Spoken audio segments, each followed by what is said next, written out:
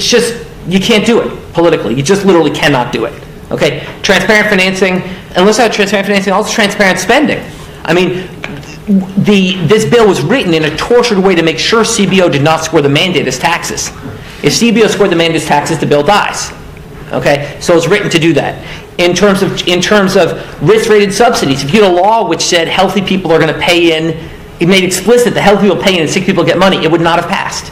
Okay? Just like lack of transparency is a huge political advantage.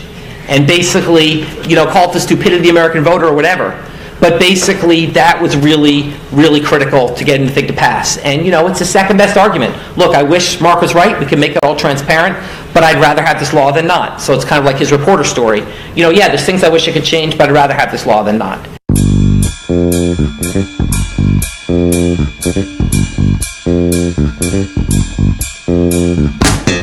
You are listening to 104.1 KQTH, Tucson's News and Talk. I am the beautiful man. Sitting right across from me is my sexy sidekick, Ross. Take your telephone calls at 751-1041. Mr. Charles in charge. Yes, my friends, this is a celebration. The celebration! Celebration of the big top, the conservative circus, the greatest show on earth. And it is Monday, the greatest day of the week. Why? Because the big top is open. We have a great show for you today in the 5 o'clock hour. Our interview with Pima County Sheriff Mark Napier, who appeared on Tucker Carlson last Friday evening as the show was closing and created a firestorm. Do you know that I was getting texts and emails over the weekend about that interview? And I'd have to say 95% of it was not happy talk. We have Sheriff Napier on the show today. He's going to talk about that, the very controversial statement that he made that the border wall is a medieval solution to a modern problem. A medieval solution to a modern problem. Oh my goodness gracious.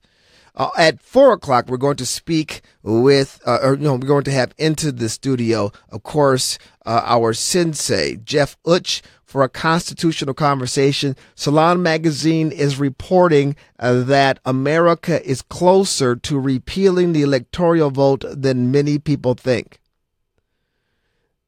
Salon is suggesting that we are on the verge of the popular vote replacing the electoral college vote, which I think would be the end of America. Well, it would basically mean that the high population centers like Los Angeles, New York, Florida, Miami, Florida, would decide who the president's going to be. The rest of us, whatever. Just check out. We don't matter. We don't. Right. But then could we have a hashtag, flyover country matters? Flyover lives matter. Speaking of Flyover Lives Matter, I have a new video that I posted earlier today. It was partly because of what's happening, some of the backlash that I received over the weekend. It seems like every time an American of European descent shoots an American of African descent, then, the cries of racism grow, and then people begin to attack me once again over the video that I cut a few months ago. When a few Chicagoans tortured on Facebook Live a special needs person because they suspected he was a Trump supporter. That gets thrown back at me a lot. Well, every time a white person shoots a black person, I get charged up. Wow, how come you're not doing a video on that? Where's your video on white on black violence? And then they bring up all of the cups of sorrow, Jim Crow, slavery, redlining, blacks being barred from going to schools in the South, college, universities, blacks not getting educated, blacks being not allowed to be part of the union, blacks not, blacks, yeah. And then followed by the accusation that I don't know my history. And generally, I've noticed this is coming from people who are in their 20s. accusing me of not knowing my history. I'm twice as old as you are. Well, you're also twice as ignorant, is the standard reply to me. Not them, me. See, I don't, usually when they come and throw shade on my page, I'm kind of respectful. Even though they're throwing shade on my page.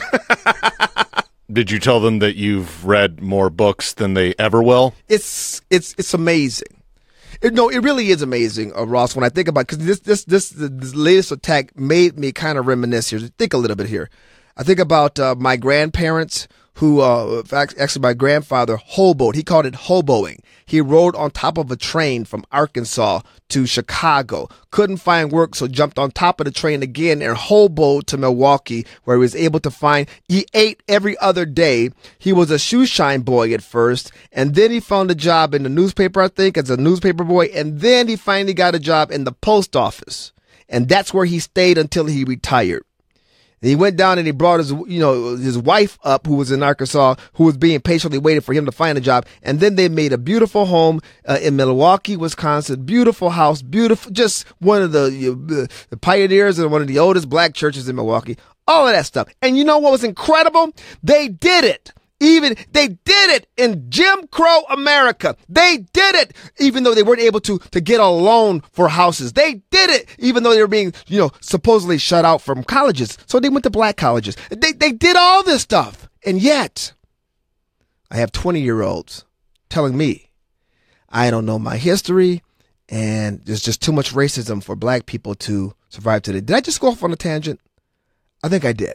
Anyway, that was part of my video that I cut today. And it also, the reason why I was so fired up is because over the weekend, we had so many race cars being played. Why? Because the left finally got around to figuring out, wait a minute. That repeal and replace thing that came out of the House, that's ruining President Obama's legacy. So now we have failed comedians like Wanda Sykes going on the View saying that the reason why the Republicans passed repeal and replace is because, they hate Obama because he's black. It's racism.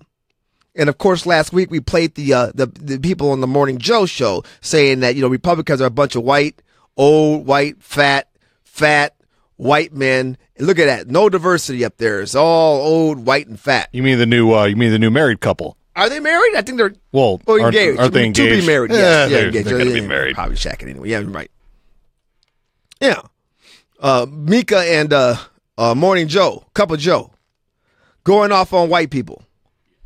Yeah, that's not racist, though. Yeah, because these are lefties going off on white people. I was going to say it's not racist because it's against white people. Well, yes, right. Exactly. Thank you for clearing that up for me. If it's against white people, especially white males, it is not racist in today's America.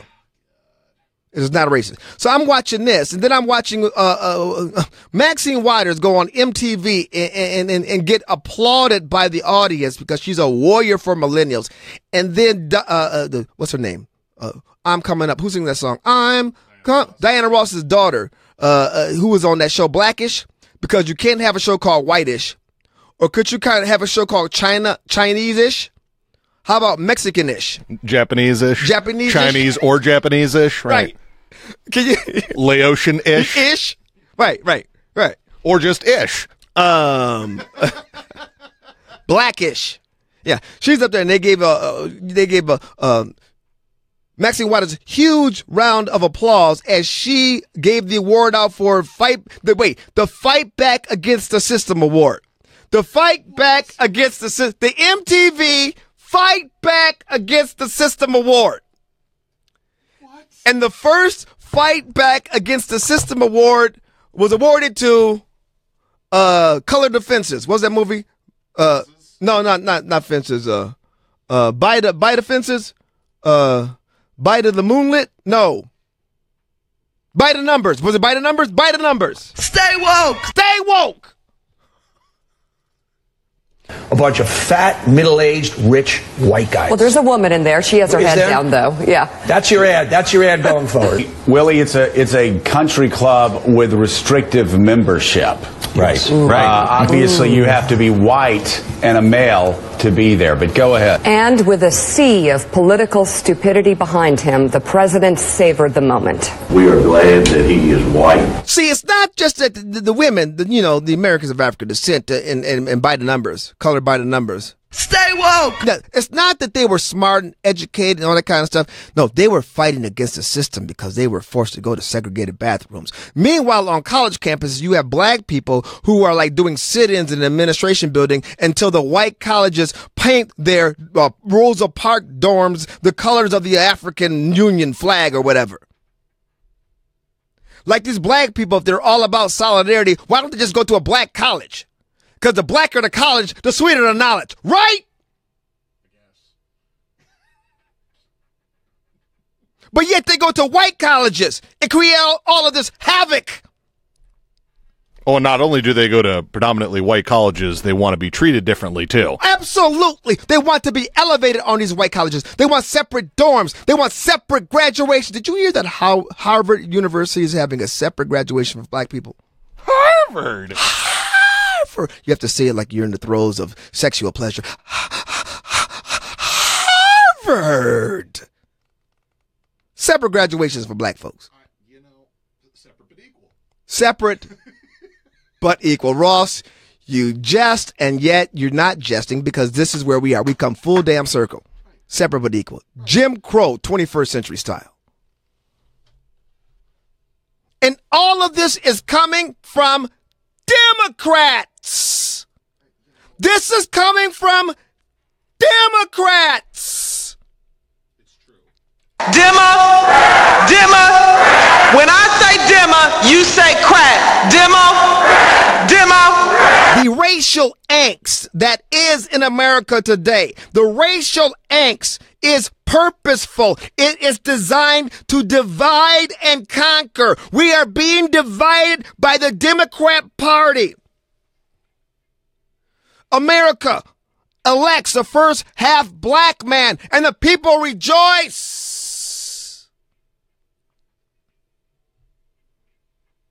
What is this? Once you go black, you can never go back. The Democrats didn't give us another black choice, did they? They gave us Hillary damn Clinton. She couldn't even beat the white man. So now everybody on the left is freaking out, throwing the race card. It is nonsensical. You didn't give us a black choice, Democrats. So how the hell can we vote for the black people when you don't put anybody up? What, Cory Booker? What, in 4 years? That's all you got? Maxine damn Waters. Which of course, her running mate has to be Sheila Jackson Lee. Oh!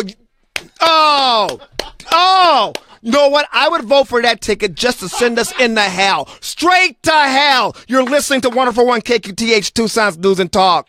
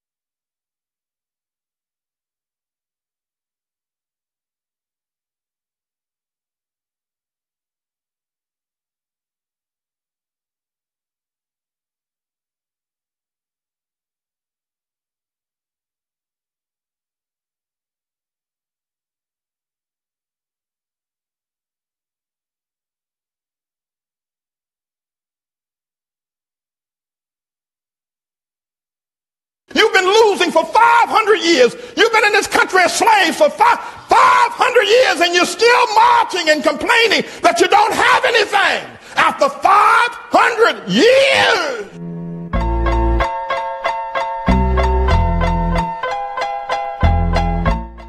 You are listening to 104.1 KQTH Tucson's News and Talk. It's Royal Automotive's 40th anniversary. Join 104.1 KQTH and Mike Rapp at the Auto Mall Thursday, May 11th, 10 till noon for special anniversary savings on all new Buicks and GMCs. We're talking about the Democrats' racial assault. It's everywhere. I did a video earlier today on my Facebook page. It was a true Facebook rant on the racial climate in the country. When the Democrats are losing, this is the only card they have to play. And it's not the Democrat Party that's playing it. Actually, it's the mainstream media. They are now in control of the progressive movement. The Democrats are their pawns. The Democrat Party does basically what they're directed to do by the media. And so we have this racial onslaught. It is, and if you're not ready for it, it can be overwhelming. It has permeated all of our TV shows, from the morning shows to the late night shows. It's racially driven, and it's the oddest thing to see white people going off on white people as if that's a cool thing to do. But if you have black folks going off on black folks, well, they're Uncle Tom's racist, Stephen Fetch, all the, unless the liberals are attacking conservatives for speaking the truth about the situation. We go to the phones. 751-1041. My little phone clicker thingy is missing. Ross, can you please bring up Adam on line 1? Oh, maybe this will work. Let me try this one right here. I'm on, James. Hey, Adam, how you doing? What's up, brother? Fantastic. I only call you when stuff makes my blood boil. Uh-oh. And this stuff right here, it drives me so crazy because, first off, for 8 years, we heard all these white-hating whites and white-hating black people say that Barack Obama is a black man. Yes. Barack Obama is a half-white dude raised by a white mama and some communist white grandparents. He never lived in a black neighborhood. He never lived in a majority black city.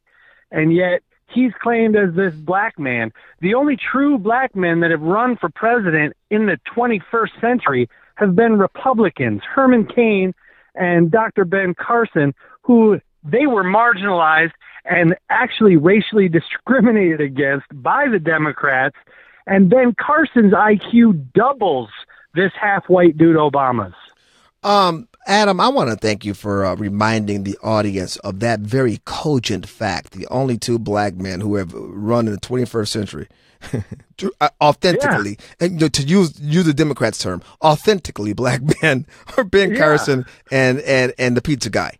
Yes. Yeah, the pizza and the pizza dude. Right. Who said he was going to build a moat on the border with alligators. That's right. Yeah, because that mocking President Obama. You're absolutely correct about this. But then this is what it is, James.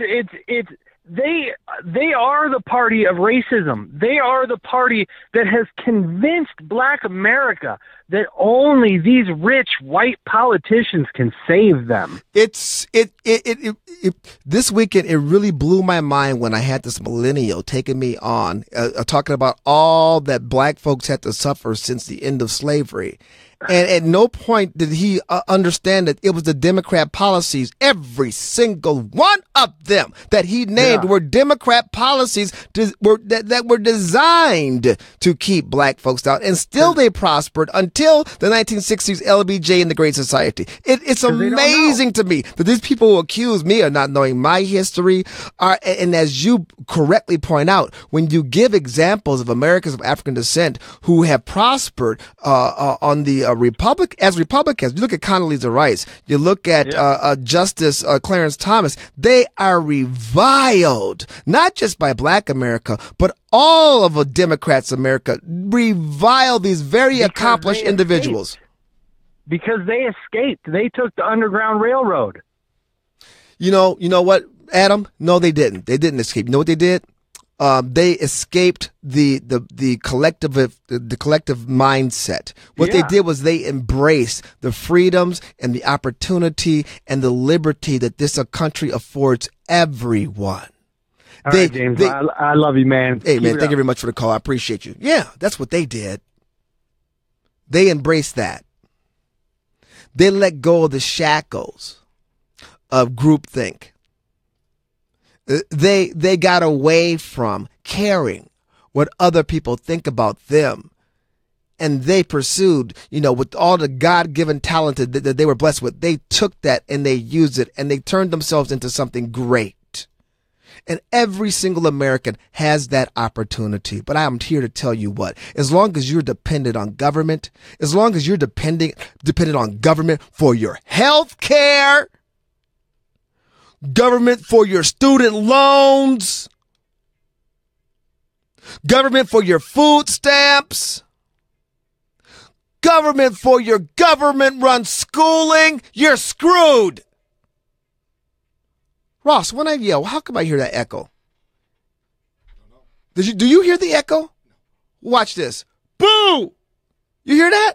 I hear that. You don't hear anything. I am not getting old. Did you hear it? When I said, oh, did you hear that? Oh, look at this. There's the metal chair here. Look at this. Look. My voice is bouncing up. It's bouncing off the chair. That's what's going on. Problem solved. I am not old. You're listening to 104.1 KQTH.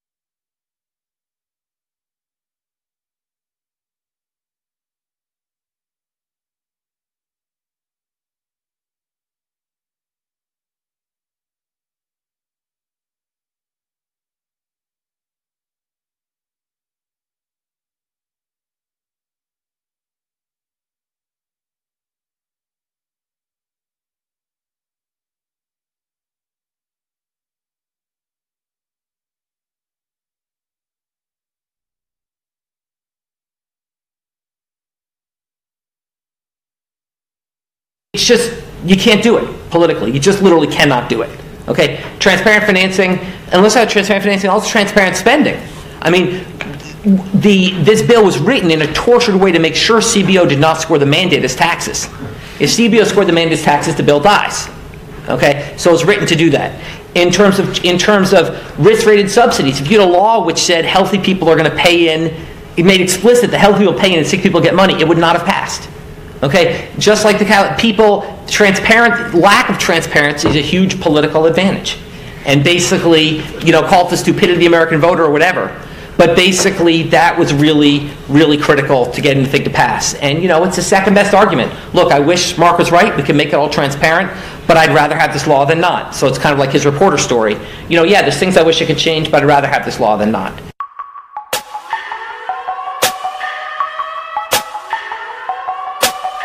That's Jonathan Gruber, the architect of Obamacare. Just a reminder, my friends, that he said, if they had true transparency, this bill, the Obamacare bill, would never pass. Just a reminder, my friends, that if they didn't screw around with the numbers, the CBO would have scored it, as a non-tax. It never would have passed. See, this is very revealing. They set it up to be passed if it be considered a tax, even though it did not come out of the House of Representatives. I just thought about this. And then magically, you have a Supreme Court justice who said, if this were a tax, it would be constitutional, even though it did not come out of Congress. And then Obamacare was rammed down America's throat through reconciliation. That suggests that Chief Justice Roberts was in on it. I'm just saying. But the takeaway here, American would have to be, Ross, can you play that last part again when he's talking about Americans have to be kind of stupid? Thank God America, there's the stupidity of the American people, whether it's that or we don't have transparency. I'd rather have the American people be stupid and no transparency. Okay. Just like lack of transparency is a huge political advantage. And basically, call it the stupidity of the American voter or whatever. But basically, that was really, really critical to get anything to pass. That's right. That was really critical to get the thing passed. The lack of transparency, or call it the stupidity of the American people. I want to remind you that this is the architect of Obamacare talking.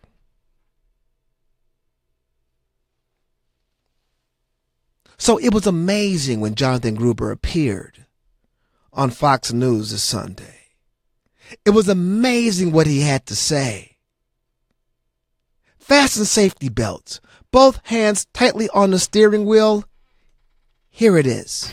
And here are some stats. Premiums under Obamacare went up an average of 24% across the country this year. The average number of insurers in each market has dropped from 5.9 in 2015 to 3.9 now. Professor Gruber, in Iowa, there is now only one insurance company left in all but 5 counties in Iowa, and they just announced, Medica, that they're thinking of dropping out, which means there'd be no insurance companies for the marketplace in all but 5 counties in Iowa. Look, and whose fault is this? Before President Trump was elected, there were no counties in America that did not have an insurer. Since President Trump's been elected and massively... Wait. You're going to blame the problems with Obamacare on President Trump? Stop the tape! He's blaming the problems with Obamacare on President Trump. Trump has been in office a little over 100 days. And somehow the last, 6 years of Obamacare are his fault? That's Jonathan Gruber, the architect of Obamacare, the man who said either lack of transparency or the stupidity of the American people was necessary to get this thing through? He's saying that it's Trump's fault now? Yeah! We had a situation under Obamacare where there was a one-time premium increase last year that made up for the fact that insurers massively underpriced in the first 2 years. The problem was fixed. Insurers' profits were trending positively. Insurers were saying positive things about their ability to stay in the exchange to succeed. Then you have a president who comes in, undercuts open enrollment, doesn't honor the obligations this law makes to insurers. All right. And as a result, premiums are going up and insurers are exiting. You can look at the quotes from insurers themselves. We're running out of time. This is amazing. This is amazing. Thank God. Karl Rove was also on set, and he had his whiteboard. Did I just say that? I just said that, didn't I? You just thanked Karl Rove on this program. I said, thank God Karl Rove was on that program with his whiteboard. I didn't thank Karl Rove or God. I just thank God that Karl Rove was there. And he responded to Jonathan Gruber's inanities. We're running out of time, and I'm interrupting both of you equally. Carl, your thoughts about that? Look, last week, Dr. Gruber wrote a here's the column in which he blamed it all on the insurers because but they guessed wrong. Really, actually, the government told them to consider that they would get a lot more healthier, younger people than they actually got in any single year that this program's been in effect. He said Trump stopped the ads. Trump stopped the ads on the 26th of January, and the end of the enrollment period was the 31st. Really, the problems of Obamacare are going to be solved by 4 days worth of TV ads. Really? He also said the executive order said not to enforce the individual mandate, and that caused problems, disruption in the force. Well, President Obama delayed the individual mandate for 2 years and the employer mandate for a year. And finally, he said, he talked about the cost-sharing payments, and that caused distress among the insurance. Well, the insurance companies are getting the cost-sharing payments despite the fact that last year a federal judge declared them illegal. President Trump said, I'll continue to pay them until the issue is resolved. Last October, Dr. Gruber said the program is working exactly as we designed it. Now, it was designed, as he said earlier, with the stupidity of the American people built into their calculations of how to sell it. But it is a broken system, and it's going to go under.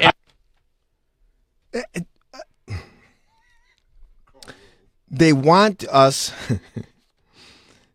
Who was this on Facebook? Just said something really funny. He said, I'm surprised. It's Kevin.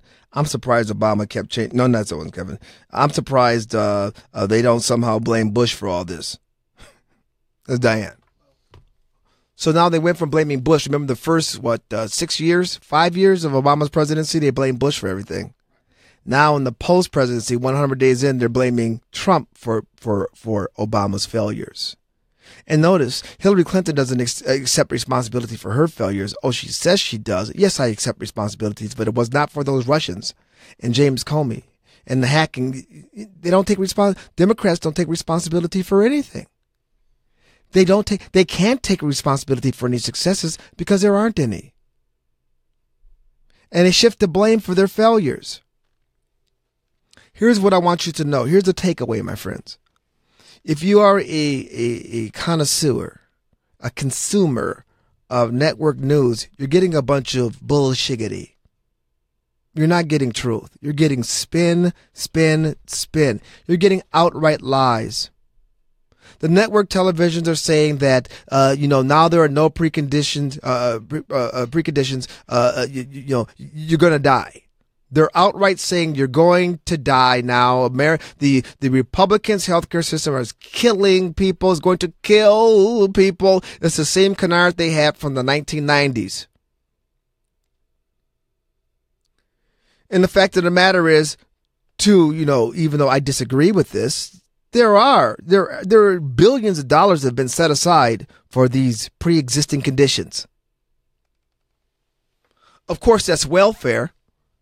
Of course, that's not insurance.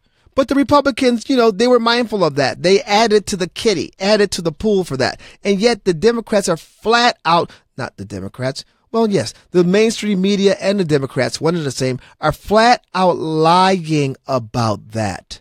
And they're playing the race card because they have to drum up as much division and angst and try to scare the Senate into non-action. What can you do? It's simple. Make a telephone call to your representative, thanking them in the House, thanking them, the Republicans, because no Democrat voted for it. If you call your Republican representatives in the House and thank them for passing the repeal and replace plan. If they didn't, say, you know what? I'm glad that it was passed. You're wrong on this. Change your mind. Get behind the president's proposals. Get behind his bills. Because there is no objectivity anymore. And we don't have time, unless it's specifically egregious. We don't have time anymore to entertain the whining, the complaining from the left. Entertaining the duplicity and the lies of the left. Because that is their agenda, to flat out lie. They're fear-mongering. They're back to the old tried and true. Republicans are trying to steal they don't want to feed your kids. The school lunch program is vital. Republicans want to starve your children. Republicans, they don't want any type of Social Security. They want old people to die in their homes. Republicans, they don't want you to have health care. They want people to die in the street. Republicans! That's all they have. So we have to support the Republicans who are doing the bold thing. Because, instead of going through all this, they could have just stood by and let the whole thing crash and burn. Okay. But a lot of people would have crashed and burned with it. So it is time for us to engage and tell the Republicans, you're doing the right thing. Good job. Go get him. Words of encouragement. President Obama came out. I'm sorry. Well, he did come back out. I don't want to talk about him right now. President Trump he punked the mainstream media really, really good over the weekend. I'll tell you about that when we come back. You are listening to 104.1 KQTH Tucson's News and Talk.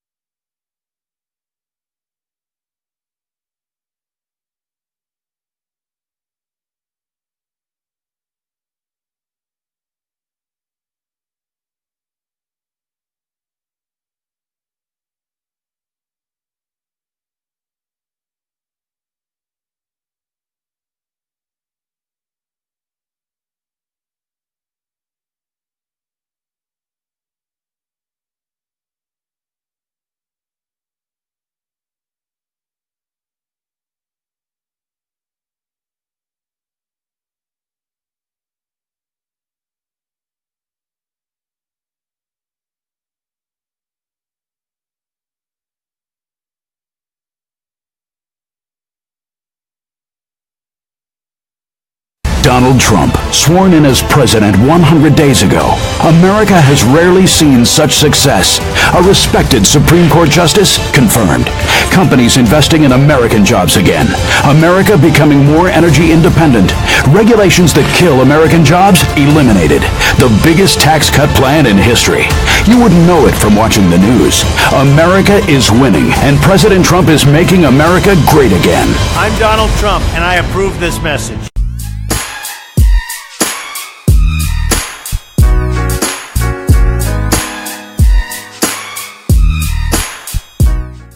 You are listening to 104.1 KQTH, Tucson's News and Talk. That was a commercial that was supposed to air on NBC, ABC, and CBS. But they all joined CNN in rejecting that ad that praised the achievements of President Trump's in his first 100 days. It's dubbed the America is Winning ad. And the narrator says you wouldn't know it from watching the news. In the faces of Andrea Mitchell of NBC, CNN's Wolf Blitzer, and Rachel Maddow of MSNBC, Scott Pelley of CBS, and George Stephanopoulos of ABC appear on the screen with the caption, "Fake News," running across their faces. The 30-second spot, which was backed by a $1.5 million on-air buying budget, was paid for by the president's supporters and his first official campaign video for the re-election in 2020. CNN was the first to reject it back on May 2nd, saying that the mainstream media is not fake news, and therefore the ad is false. It said it would be prepared to accept it if the graphic was removed, the same condition that was put forward by NBC last Friday. ABC said that the ad was a personal attack that did not meet guidelines and said that it had previously accepted Trump ads and are open to doing so in the future. CBS didn't release a comment. Now, the ad did run on Fox News and Fox Business Network. Yeah. Who is this? This is a statement from Laura Trump, the president's daughter-in-law and counselor. She said, apparently the mainstream media are champions of the First Amendment only when it serves their own political views. Faced with an ad that doesn't fit their biased narrative, CNN, ABC, CBS, and NBC have now all chosen to block our ad. This is an unprecedented act of censorship in America that should concern every freedom-loving citizen. Well, it does concern me. And that's why I'm going to play the ad again. Donald Trump, sworn in as president 100 days ago. America has rarely seen such success. A respected Supreme Court justice confirmed. Companies investing in American jobs again. America becoming more energy independent. Regulations that kill American jobs eliminated. The biggest tax cut plan in history.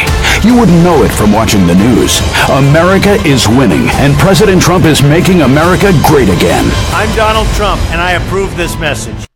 Yes, I love it. You got Yates appearing before Congress today.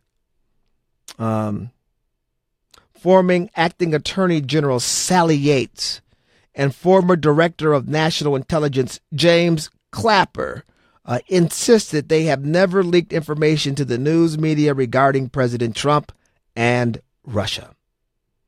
And apparently there's a bunch of questioning going on here.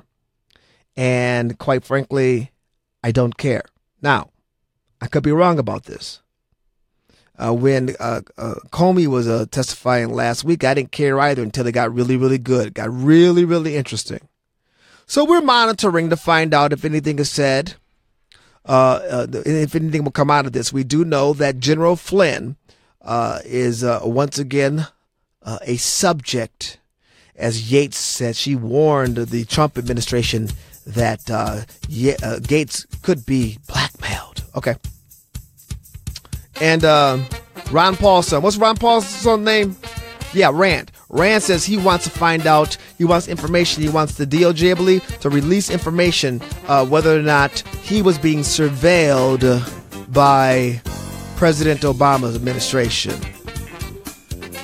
I think the further the Democrats dig in this, the more they're going to be digging their own hole, because there's more evidence that President Obama was tampering than the Russians. He tampered in the French election over the weekend. I'm just going to touch on that real quickly on the other side. You're listening to 104.1 KQTH Tucson's News and Talk.